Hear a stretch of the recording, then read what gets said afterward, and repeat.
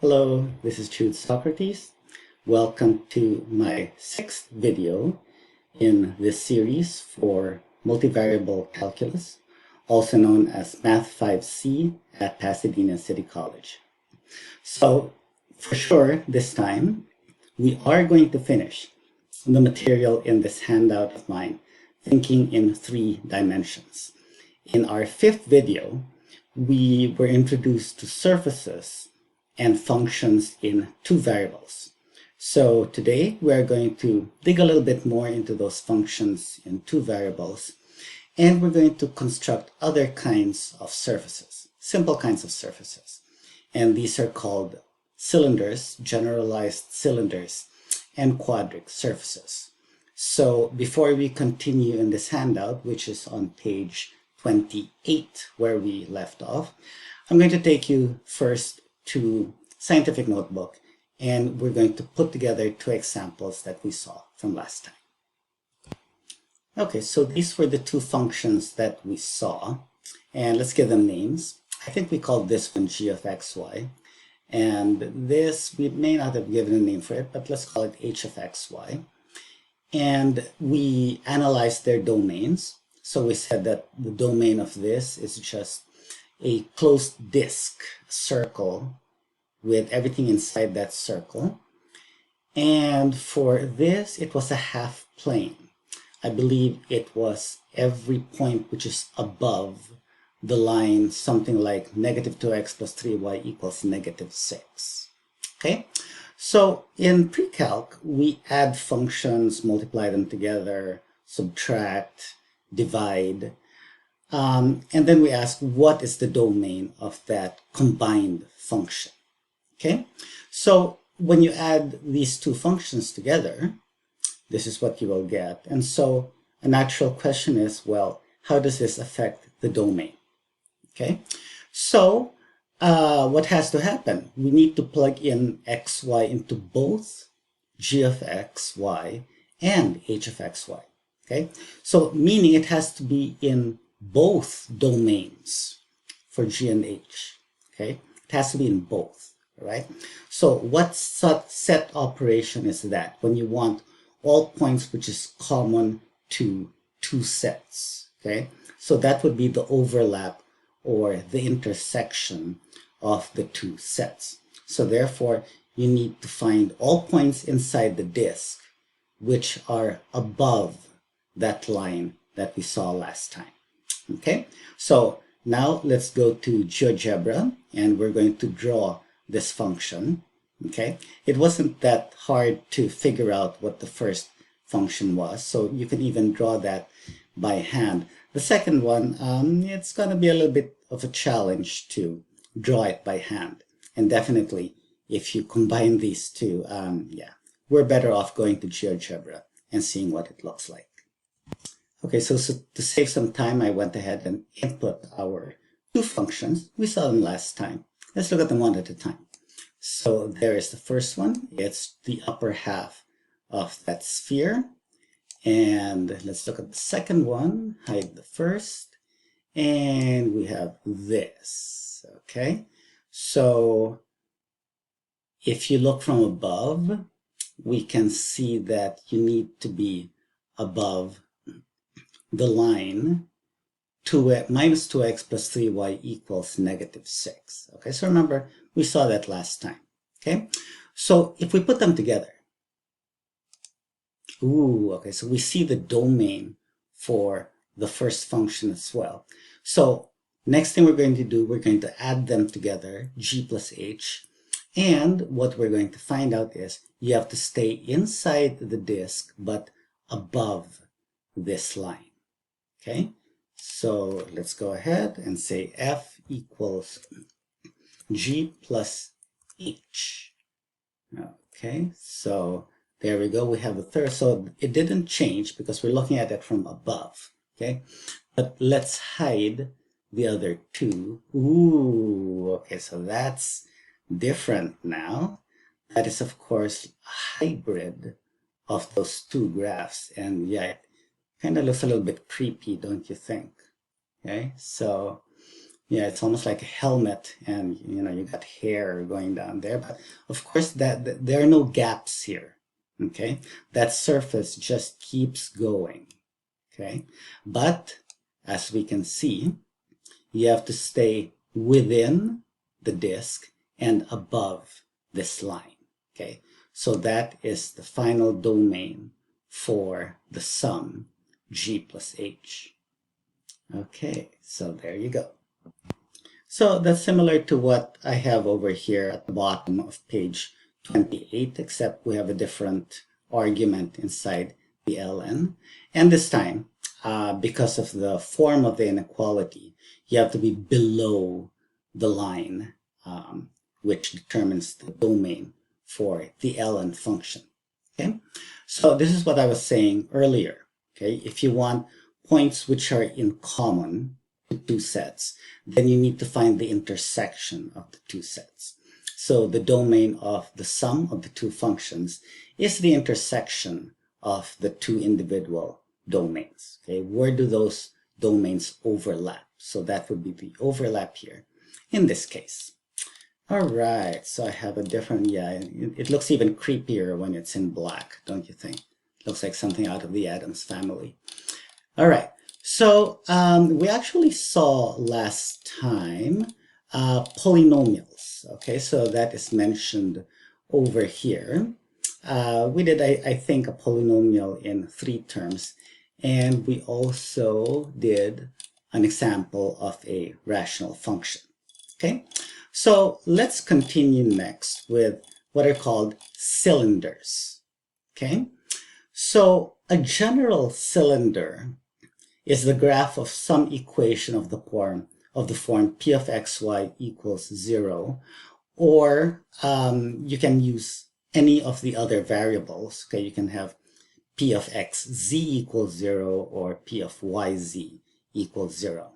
Okay, and that equals 0 on the right, that's actually artificial. You can have any number here that you want. It doesn't have to be 0. If you do move it to the left, then you'll get 0 on the right. Okay, so to avoid that awkwardness in the notation, we'll just put that in general. All right, you will have 0 on the right. Okay, but you can put any non-zero number there if you want to. Okay, so here's an example of a function. Okay, so let me scoot down over here. There you go. So f of xy equals y squared over 3. There's no x. Okay, and this is what we get. All right, so basically it is z equals y squared over 3. Okay, now because there is no x, as soon as you satisfy that z is y squared over 3, you can have any x coordinate that you want. So in general, this is the form of every point on this cylinder. Okay, so any x, any y, but z has to be y squared over 3. Okay, so that's why if you look this way, see that line over there? That is where x can be any real number, but you have the same y and the same z, which is y squared over 3. Okay, but notice how x is going from front to back. Okay, so that means any x coordinate that you want. Okay, here's an elliptic cylinder. It kind of looks like, I don't know, like a candle. I chose red for that reason. So an ellipse in R2 has the form something like x squared over a squared plus y squared over b squared equals 1. Okay, now if you draw this in GeoGebra in 3D, this is what you will get. Okay, because this time z can be any real number. Okay, so z can go up and down along the surface, and it will still be a part of that surface. As soon as you find one point on the surface, you can go up and down, you can change the z, it doesn't care, as long as you keep the same x and the same y. Okay, so let's go back to GeoGebra and let's draw some more pretty pictures. All right, so our first example on that page was y squared over 3. So what if you had something different like x cubed. Let's say x to the power 3 divided by 2. Okay, so that is a curve. And I wanted to show you this because now where's the surface? Okay, where's the surface? Why doesn't it go up and down? Okay, it's unfortunately a property of GeoGebra that it doesn't recognize it as a surface in 3 dimensions. Okay, so for that reason, I'm going to teach you a new command. Okay, I said surface. Ooh, so here is surface. Okay, so in order to graph this as a surface, okay, this will be the syntax that we're going to use. Expression, expression, expression. Those are your x, y, and z coordinate. Parameter variable 1, start value, end value. Parameter variable 2, start value, end value. Okay, so there are 2 parameters that we are going to specify. Okay, obviously x has to be one of them. Okay, so what's going to happen? Well, this function depends only on x. It doesn't depend on y, right? So therefore, y will be a free parameter. We still have to include it, but it can be any real number that we want it to be.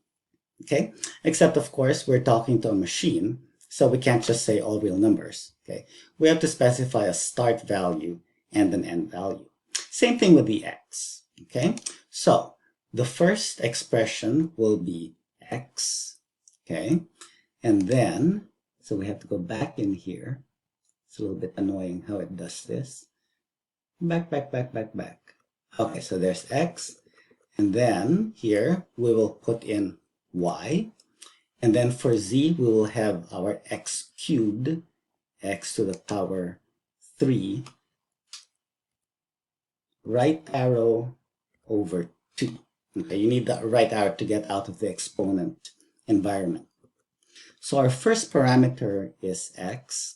And let's say x cubed. Okay, so how about from negative 4 to positive 4? Okay, it doesn't even have to be symmetric. Okay, our other parameter is y. Okay, so how about from negative 5 to positive 5? Ooh, okay, so there is our surface. Okay. Where z is x cubed over 2. Okay, so let me hide this now.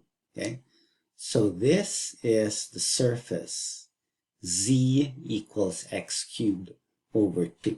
Okay, so notice here is our y-axis. Okay, and see this line over here?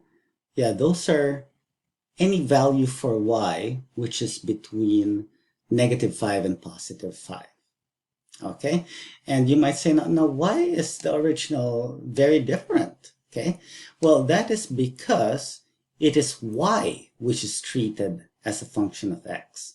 But as a surface now in 3 variables, it is z which is x cubed over 2.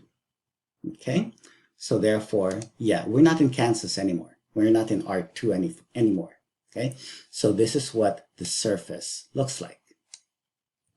All right, so we saw that candle, and it was an ellipse in x and y. So what if we wanted an ellipse in x and z, let's say? Okay, so we're still going to get an elliptic cylinder, but this time there's no y in the equation, so y can be any real number. So just like in our first example, we will see lines in our surface where y will travel from any number you want to any number that you want. Okay, but this time we don't have to define it as a surface because z will be explicitly part of that equation. Okay, so let's make an example. Like, how about x squared over 4, right arrow, plus z squared, over, how about 9? So right now, That's what we're getting. But if you want equals 1, ooh, you get something very different, okay? So this is like that candle that we saw earlier, okay? Except now, what did I say? This line over here, that's on the xy plane, okay? Parallel to the y-axis, okay? As soon as you land on the surface, you can go parallel to the y-axis. You can pick any value of y that you want. You will still be on that surface, okay? So if we switch around and turn this into y, how about that? Turn it into y squared. Ooh, so it changed the orientation. Okay, so this time land on the surface, and x can be any number that you want it to be because it doesn't appear in the equation. That equation is independent of x. Okay, so I do believe we're actually at the finish line, and we are going to now talk about a special family of surfaces which are called quadric surfaces. So let's go back to our PDF file.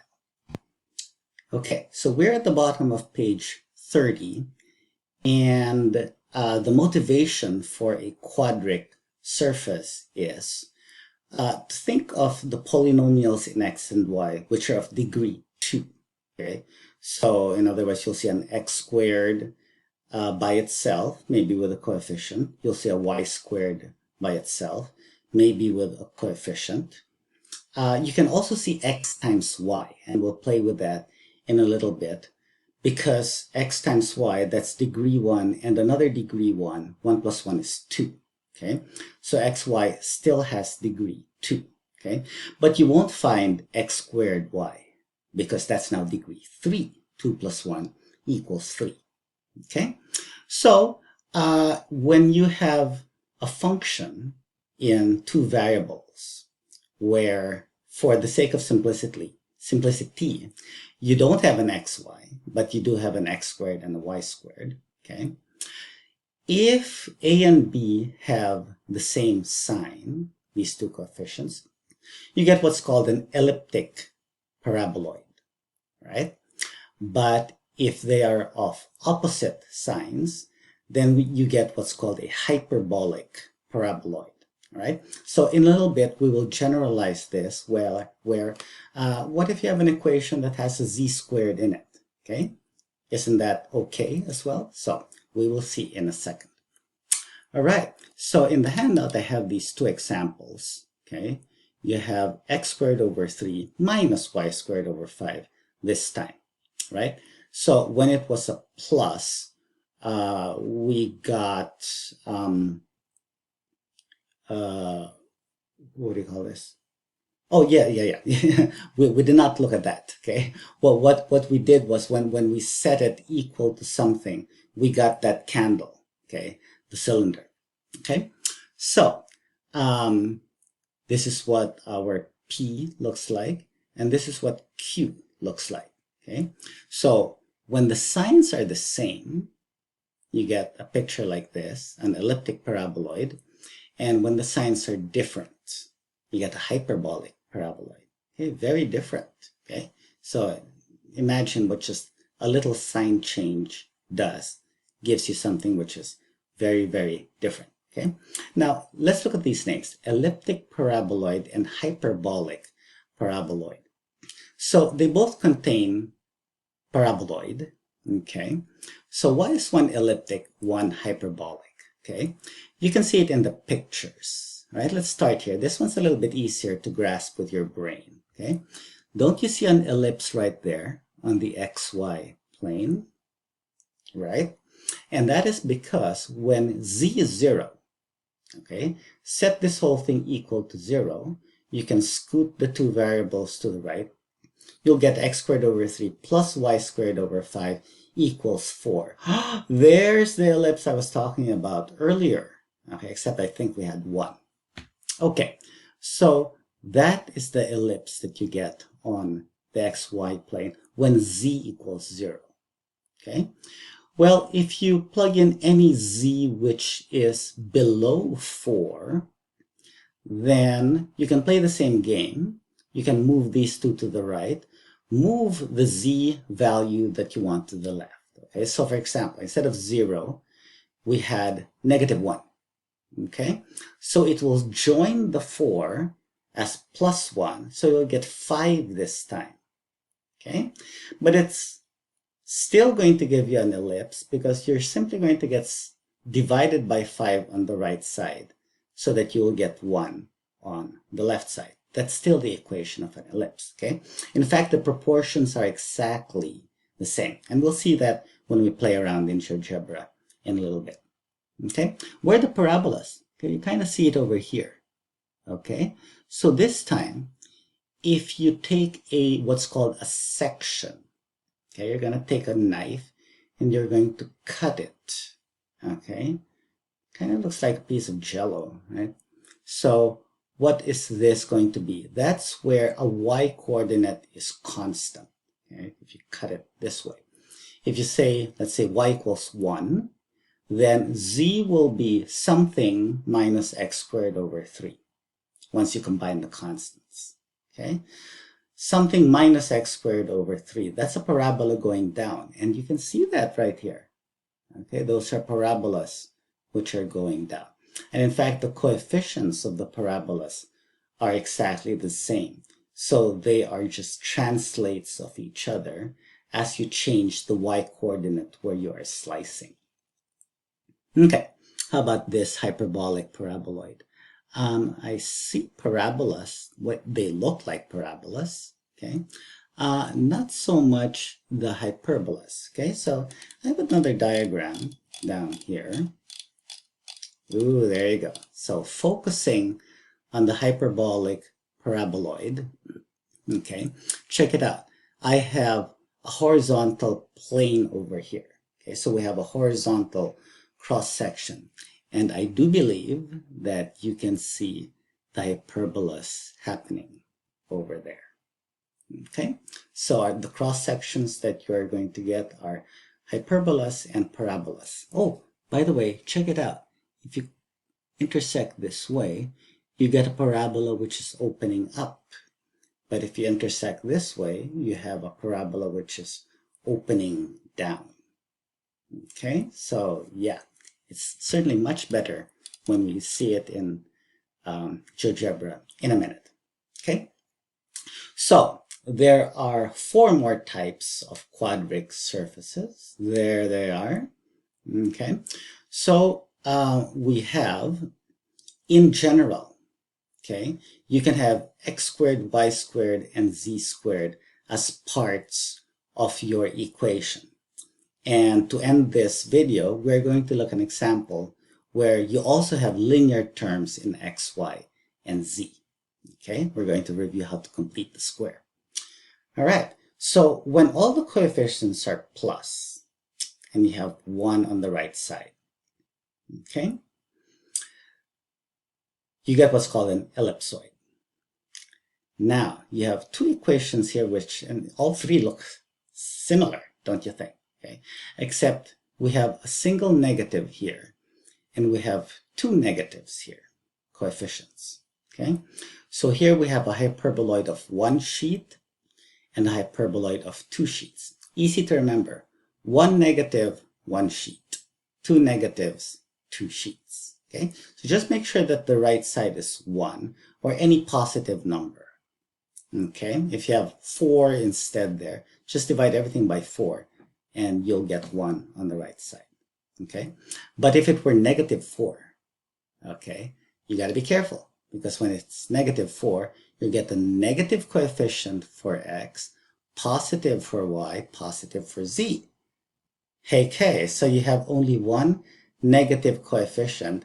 That's hyperboloid of 1 sheet, not 2 sheets, okay? So if you have something other than 1 on one side, you got to be careful. You have to complete dividing it so that you can identify exactly what kind of surface it is. Okay, so the final kind is something like, which one? I guess this one, where instead of 1 on the other side, you have 0. Okay, so therefore you can have z squared over c squared equals x squared over a squared plus y squared over b squared. Okay, so that is something which is called an elliptic cone. Okay, so let's go to GeoGebra, and we don't have to do a lot of typing because all we have to do is play around with the signs and we'll get different looking objects. Okay, so let's start with another hyperbolic paraboloid, but this time, how about we let y equals x keyboard squared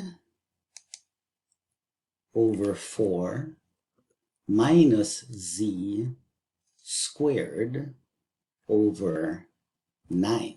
Ooh, okay. There is our hyperbolic paraboloid.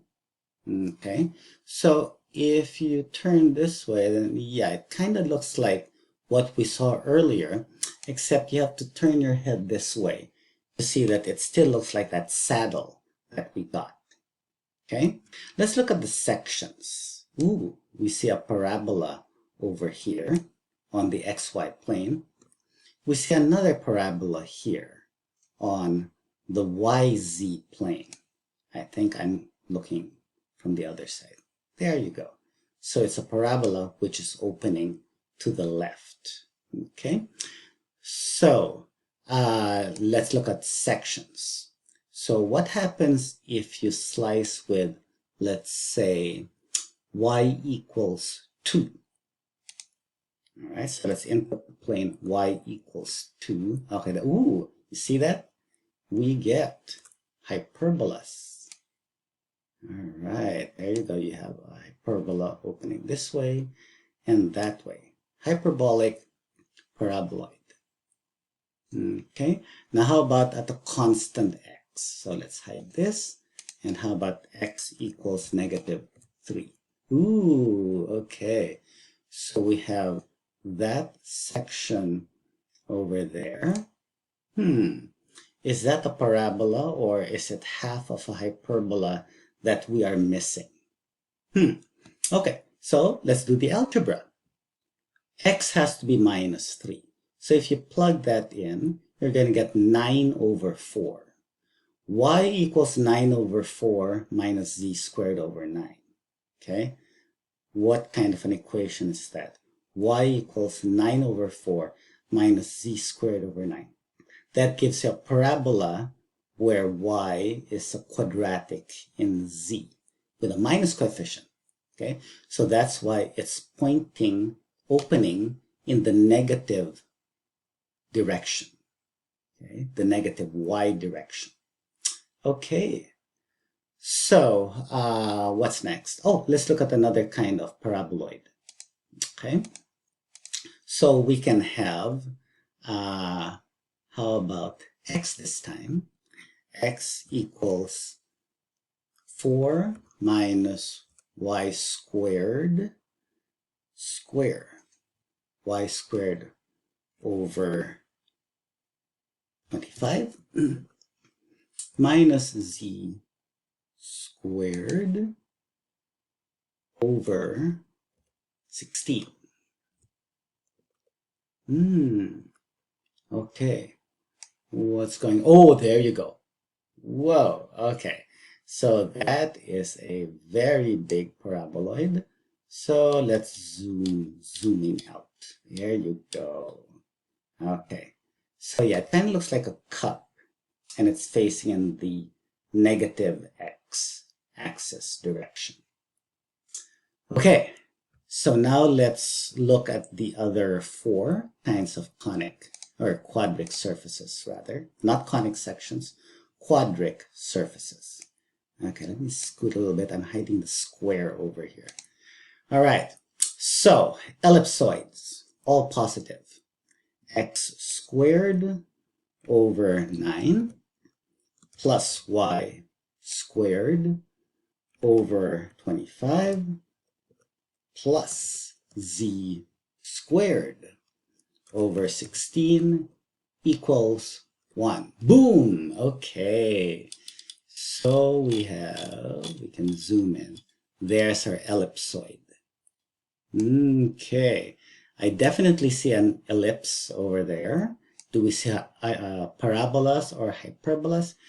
I don't think so. No matter how you slice it, you're gonna get an ellipse, okay? Let's slice it at x equals 2. Oh, there's our slice. Okay, so yeah, what we get there is still an ellipse. Ooh, oh, there it is. There it is. There's your ellipse. Change that now to y equals 2. Y equals 2 goes that away. And it's a different kind of ellipse, but still an ellipse. Okay, so let's hide that. Let's start changing signs. Okay, what if we had a single negative? Okay, so we said one negative, one sheet. With a minus there. And ooh, the shape is now completely different. So that is what a hyperboloid of one sheet looks like. You still see ellipses, don't you? Okay, but if we start cutting with sections, so what do we need? How about x equals 2? Ooh, there's the slice. That looks like a hyperbola to me. Okay, hyperboloid of one sheet. How about let's slice horizontally with z equals 2. Ooh, okay. We still get hyperbolas. Okay. How about if we set y equals 2? Ooh, okay. So now we have ellipses. Okay. So that is our hyperboloid of one sheet. What if we put the minus, the second minus over here? Okay. And enter. Ooh, okay. So now it's completely different. It's in 2 pieces. Okay. What happens if we start slicing? Can we start at slice at y equals 2? It looks like we can. Oh, yes, we can. And we can see hyperbolas going on there. How about with x equals 2? What do we see? Ooh, okay. Zoom out.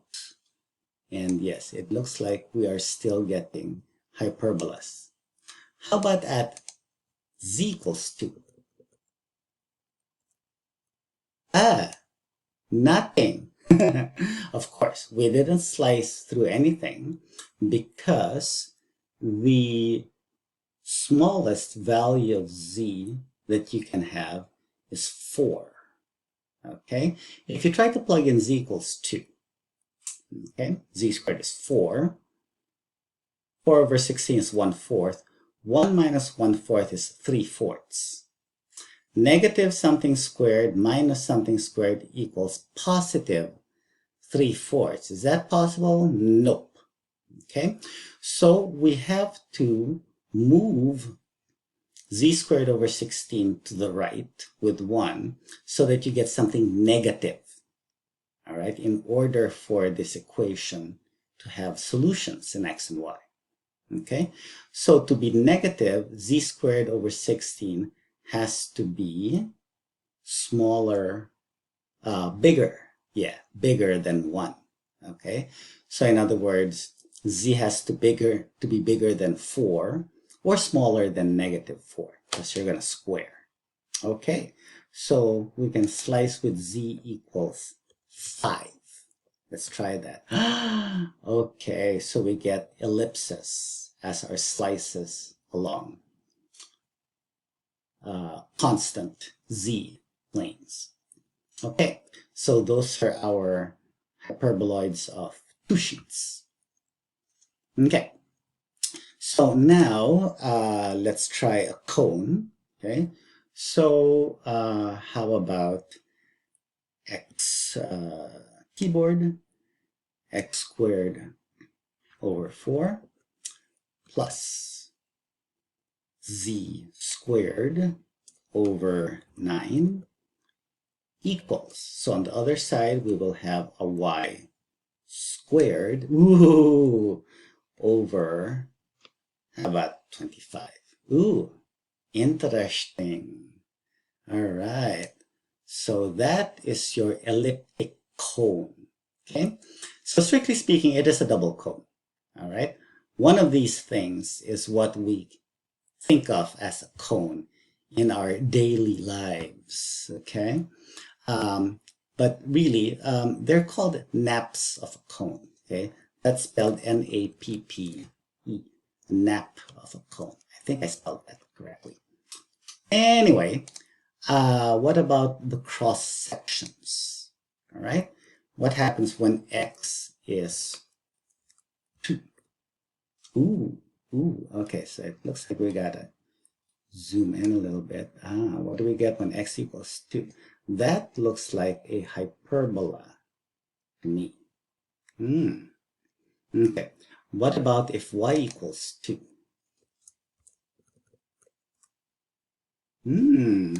That looks like an ellipse to me.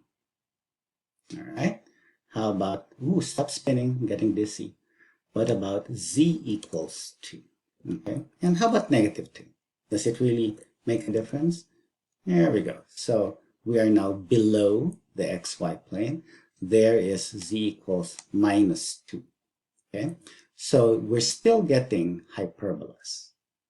Right? So that is our elliptic cone. Okay, so we're going to finish off with a little bit of math, actual math, and not just looking at pretty pictures. We are going to go to Scientific Notebook for our last example. Okay, let's do some actual algebra.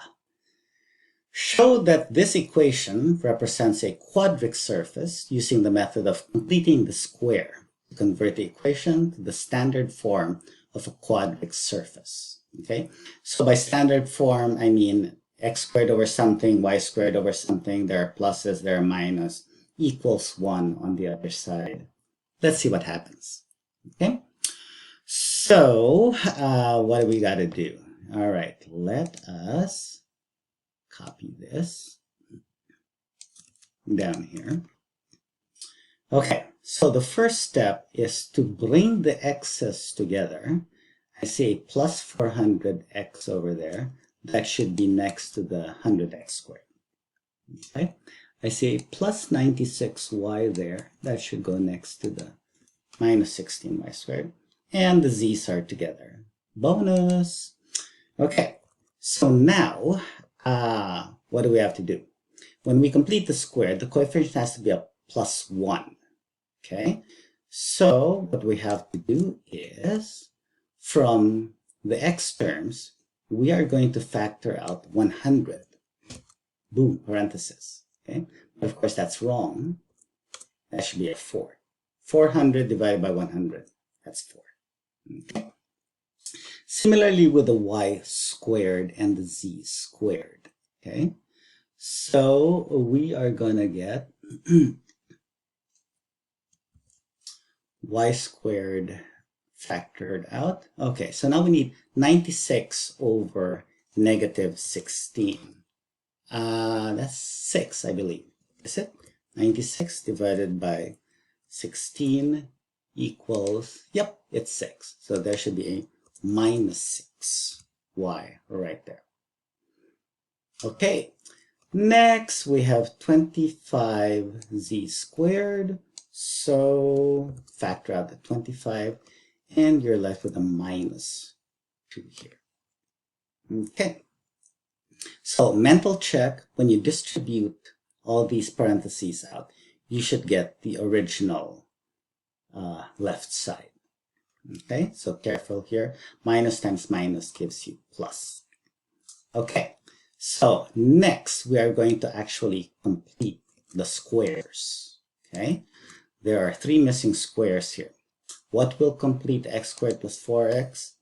You should know, a plus 4.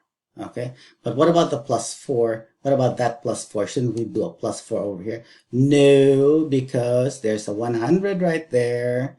And so the correct thing to do is to add 0 in the form of 4 minus 4. Okay? Add and subtract. I used to say, don't blink, don't breathe, add and subtract. Okay, what's missing?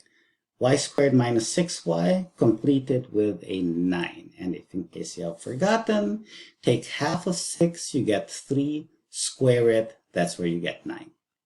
Okay, so plus 9 minus 9. Okay, finally, you're missing a 1, plus 1 minus 1. Okay, so now we carefully extract these constants out. Okay, so the minus 4, we will take it out of the parentheses, but then it becomes minus 400. Okay, the minus 9 gets multiplied to the minus 16. That is, I believe, 144. So we'll take that out. Plus 144. Okay, minus 1 times 25, that will be a minus 25. Okay, so there we have 3 perfect squares. We will have 100. Let me just still copy this. Okay, so we'll have 100. This first trinomial is x plus 2 quantity squared. Okay, the minus 400, let's move to the other side. Okay, so it will turn into plus 400. Okay, over here we have a perfect square of y minus 3 quantity squared. Okay, the plus 144 we will scoot to the right as minus 144. Okay. While I'm here, the minus 25 scoot to the right as plus 25, and we have a perfect z minus 1, I believe, quantity squared. Okay, so on the right side, who do we have here? That is negative 400. Wow, interesting. Negative 400. Okay, so what did I tell you? When you divide by a negative number, signs flip. Okay, so the left side will turn into fractions. I'm going to need 3 fractions in my copies here. X plus 2 squared. Okay, minus 400 will get divided here. So you'll have a negative 4 for x. Okay, minus over minus, so it's going to be a plus. Plus y minus 3 quantity squared. Okay, what is 400 divided by 16?